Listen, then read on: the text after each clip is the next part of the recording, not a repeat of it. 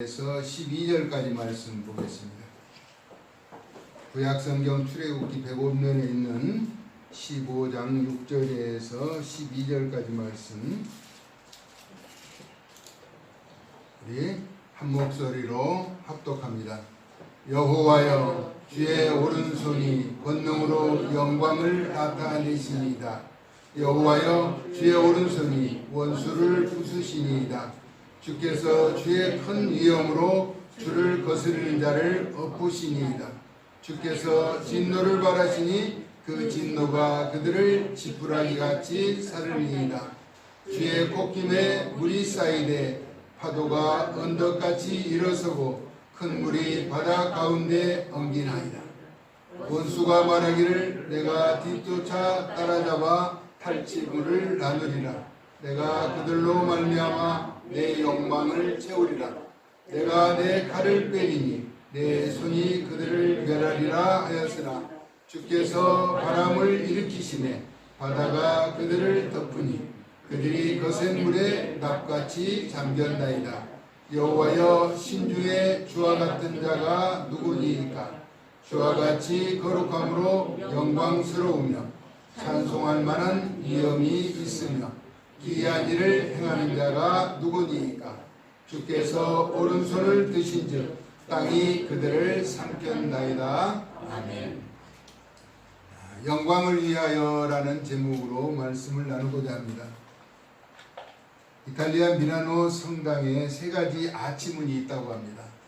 첫 번째는 장미꽃이 새겨져 있는데 그 의미는 모든 즐거움은 잠깐이라는 글귀가 쓰여 있다고 합니다. 그리고 두 번째는 십자가가 새겨져 있는데 모든 고통도 잠깐이다, 이런 표현을 하고 있다고 합니다. 세 번째는 중요한 것은 영원한 것이다 라고 기록되어 있다고 하죠. 영원한 것은 오직 예수님을 통한 영생의 길을 말하고 있는 것이죠. 터키 사람은 인사할 때 고난과 슬픔을 당한 사람에게 빨리 지나가기를 바랍니다 라고 인사한다고 합니다. 그렇죠? 슬픔과 고통은 빨리 지나가는 것이 낫겠죠? 인생은 나그네와 같아서 괴로움이나 즐거움은 눈 깜빡할 사이에 지나간다고 하죠. 인생은 나그네라고 하며 어린아이는 아침과 같다고 합니다. 어린아이의 시절은 아침과 같이 늘 맑고 초롱거리며 희망이 있는 것이죠. 또 청년에는 낮과 같다고 합니다. 낮에 활동하는 역동적인 그런 모습을 나타내죠. 늙은 시절은 저녁과 같다라고 이야기하죠. 저녁이 이제 아름다운 결실을 맺는 그런 시기라고도 말할 수가 있습니다. 그 인생은 떠날 때 모든 것을 두고 간다. 마치 호텔에 머물고 있을 때 최고의 시설과 최고의 서비스를 누리던 그것들을 두고 가는 것과 같다라고 말하죠. 그러므로 누군가를 만남에 감사하면서 삶에 행복해하고 봉사하며 베풀고 나누며 즐겁게 살아가다 가는 것이라는 것입니다. 천년을 살 것 같이 욕심을 부리지만 나그네 인생은 안개와 같이 사라지게 된다는 것입니다. 그래서 우리가 살아도 주를 위하여 살고 죽어도 주를 위하여 죽나니 그러므로 사나 죽으나 우리가 주의 것이다 라고 로마서 14장 8절에 말합니다. 우리가 원하든 원치 않든 우리의 모든 삶은 주님의 것이라고 하는 것입니다. 그러므로 모든 영광을 살아계신 하나님께 돌려드려야 하며 그 모든 영광은 하나님의 기뻐하신 뜻을 이루도록 하는 것이라는 것입니다. 여러분, 하나님의 기뻐하신 뜻을 이루는 복된 삶을 살아갈 수 있기를 예수님의 거룩하신 이름으로 축복합니다. 아멘. 의복의 역할, 때마다 입어야 할 그 자리, 또 그런 품격 있는 것이죠. 그리고 신발도 마찬가지입니다. 신발은 아무리 비싼 신발이라도 머리에 이고 다닐 수는 없는 것이죠. 발을 보호하기 위해서 그 신발의 역할이 필요하다는 것입니다. 하나님 앞에서 우리 인간이 한 가지 절대로 내세워서 안 되는 것이 있는데 그것은 교만이라고 하는 것이죠. 교만하는 것. 다시 말하면 하나님보다 앞세워도 앞서서도 안 된다는 것입니다. 전능하신 하나님을 위해서 우리가 살아야 하고 하나님의 뜻을 받들어 살아야 한다는 것입니다. 그래서 하나님은 교만한 자를 대적하신다라고 말씀하죠. 베드로 사도는 베드로전서 5장 5절에 젊은 자들아 이와 같이 장로들에게 순종하고 다 서로 겸손으로 허리를 동이라. 하나님은 교만한 자를 대적하시되 겸손한 자들에게는 은혜를 주시느니라 라고 말합니다. 우리 하나님은 교만한 자를 대적하시지만 겸손한 자에게는 늘 은혜를 베풀어 주신다는 것이죠. 잠언서 15장 33절에 여호와를 경외하는 것은 지혜와 훈계라 겸손은 존귀의 길잡이니라 라고 말씀하고 있습니다. 반면에 교만은 패망의 선봉이라고 잠언서 16장 18절에 말하고 있죠. 거만한 자의 마음은 넘어짐의 앞잡이가 된다는 것입니다. 그러므로 하나님의 영광을 위하여 우리가 취할 행동은 무엇인가? 늘 믿음으로 선한 뜻을 나타내고 겸손한 마음을 갖고 말과 행동은 자제하고 몸의 자세를 낮추어야 하는 것입니다. 다시 말하면 겸손이 최고의 덕목이라고 하는 것이죠. 어떤 사람들은 어떤 일이 있을 때 자신의 의사를 계속해서 나타내려고 하죠. 많은 말을 하면서 그 역량을 나타내려고 하는데 말과 행동은 자제하라라고 합니다. 겸손한 마음은 늘 듣는 경청의 마음을 가져야 한다는 것이죠. 겸손이 최고의 덕목으로 치는 것을 우리에게 가르쳐주고 있습니다. 사무엘상 4장 22절에 언약궤를 빼앗김으로 인하여서 하나님의 궤를 빼앗겼으므로 영광이 이스라엘에서 떠났다라고 말하고 있습니다. 다시 말하면 거룩하신 하나님의 영광이 훼손된 것을 말하고 있습니다. 그래서 시편 57편 11절에서 하나님이여 주는 하늘 위에 높이 들리시며 주의 영광이 온 세계 위에 높아지기를 원하나이다. 그래서 하나님만이 영광을 받으시고 그 영광이 높아지기를 원한다라고 하는 시인의 고백처럼 우리는 모든 영광을 전능하신 하나님 앞에 돌려드리는 겸손한 하나님의 사람들로 살아갈 수 있기를 예수님의 귀하신 이름으로 축원합니다. 하나님의 사람 모세가 부른 노래 중에서 애굽의 군대를 홍해바다에 가라앉게 하신 사건을 들어 여호와의 영광을 노래하고 있죠. 오늘 본문에 소개된 내용입니다.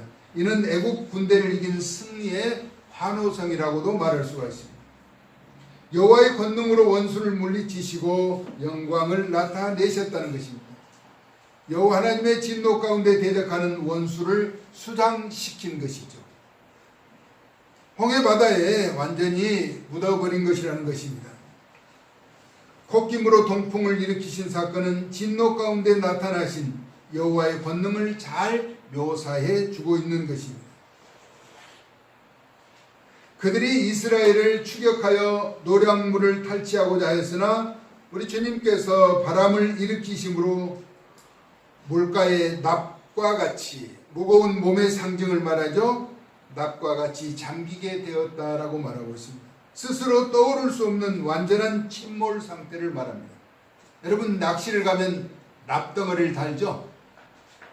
납에 무게가 있으니까 가라앉아서 지금 미끼를 달고 고기를 유인하는 일에 납은 스스로 떠오를 수 없는 것입니다. 납과 같이 침몰시켰다라고 성경은 말씀하고 있는 것이죠. 430년 동안 고통과 압제와 혹독한 시련과 때로는 멸시와 조롱받은 수치의 그늘에서 벗어난 완전한 승리를 노래하고 있는 것입니다. 그러므로 우리의 삶에서 기도의 응답과 순간순간 믿음으로 이김과 승리의 기쁨을 노래하며 모든 영광을 돌려드려야 하는 것이죠. 우리가 살아온 지난날을 보면 순간순간 다 하나님의 은혜였다라고 하는 것이죠. 하나님의 은혜가 아니면 살아갈 수가 없는 것이죠.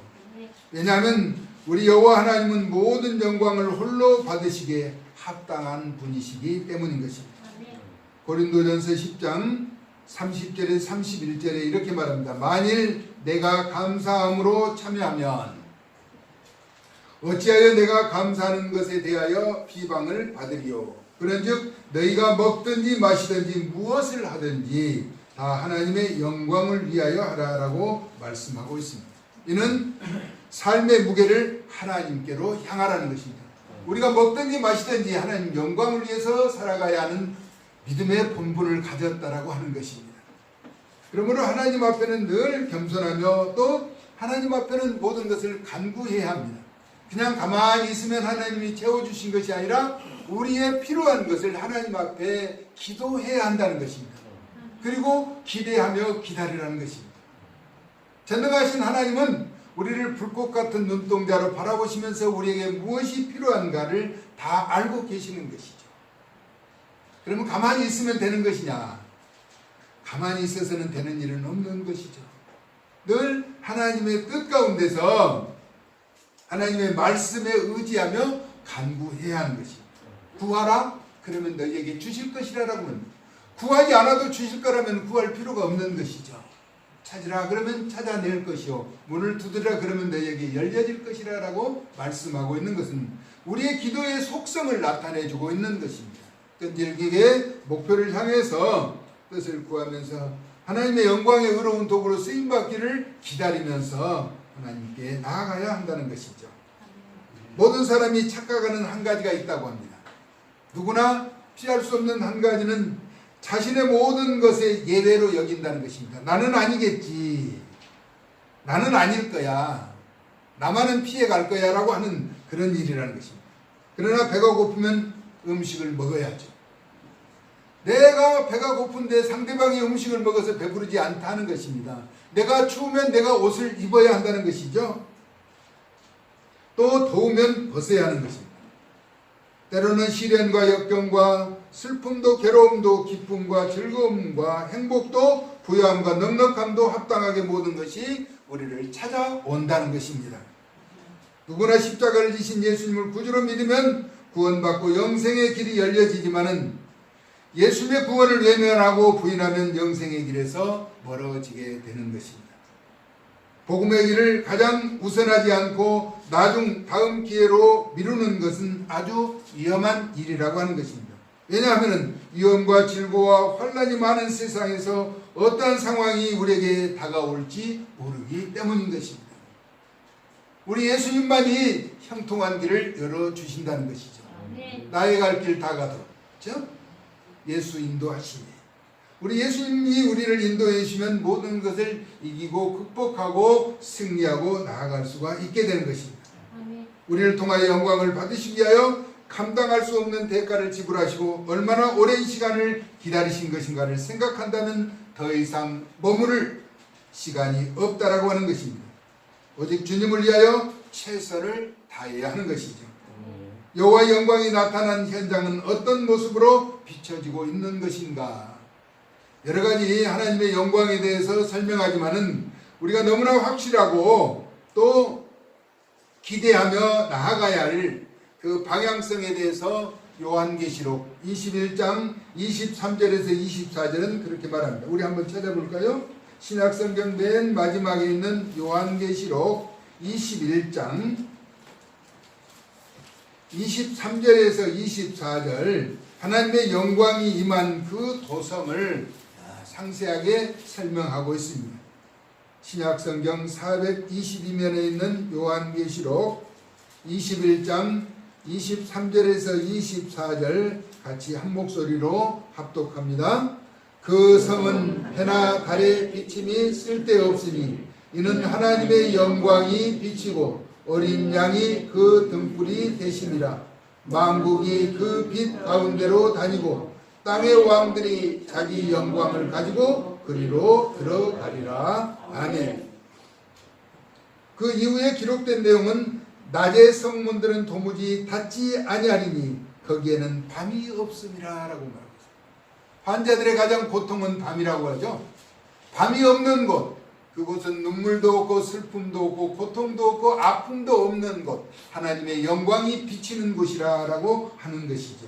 그러므로 우리의 삶의 무게를 하나님께로 향하며 모든 영광을 하나님께 돌린 자들이 누리게 될 영광의 나라를 우리에게 설명해 주고 있는 것입니다. 그러므로 우리는 이 땅에서 하나님의 영광을 위해서 사는 것, 그러면 무엇이 하나님의 영광을 위해서 사는 것인가? 하나님의 뜻이라고 하는 것이죠. 우리 예수님의 친척들이 찾아왔을 때 제자들이 말했을 때 하나님의 뜻대로 행하는 자라야 내 형제고 자매고 어머니라고 우리 예수님이 친히 말씀하셨습니다. 하나님의 뜻이 무엇인가? 하나님 나라가 확장되는 것이죠. 그리고 내 이웃을 내 몸과 같이 사랑하라고 우리에게 계명으로 주신 첫 번째 가장 큰 계명을 실천하는 것입니다. 영광이라고 하는 것, 우리가 하나님의 영광의 빛을 조명해서 나타내는 일이 얼마나 위대하고 큰 사명인가 하는 것입니다. 두렵고 떨리는 마음으로 하나님의 영광의 의로운 도구로 살아갈 때 우리가 하나님의 뜻을 쫓아 사는 것이죠. 출애굽기에 오늘 읽었던 내용 가운데 모세가 부르는 노래, 하나님의 영광을 노래하고 있죠. 속박과 아픔과 고통과 피의 슬픈 삶을 이기고 추격해 오는 애국 군대를 홍해바다에 여호와의 콧김으로 수장시켰다라고 성경은 우리에게 노래하고 있는 것입니다.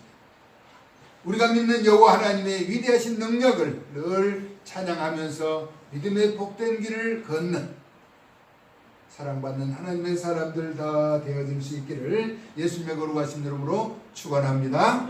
우리가 사나 죽으나 주의 영광의 의로운 도구로 쓰임받기를 원하며 하나님 앞에 예배하는 복된 심령들 기억하여 주시고 삶의 고달픈 현실에 어려운 문제라도 유혹하는 미혹의 세력이라도 다 물리치고 예수님과 동행하며 끝까지 승리하여 영광의 의로운 도구들로 쓰임받도록 은혜를 더하여 주시옵소서.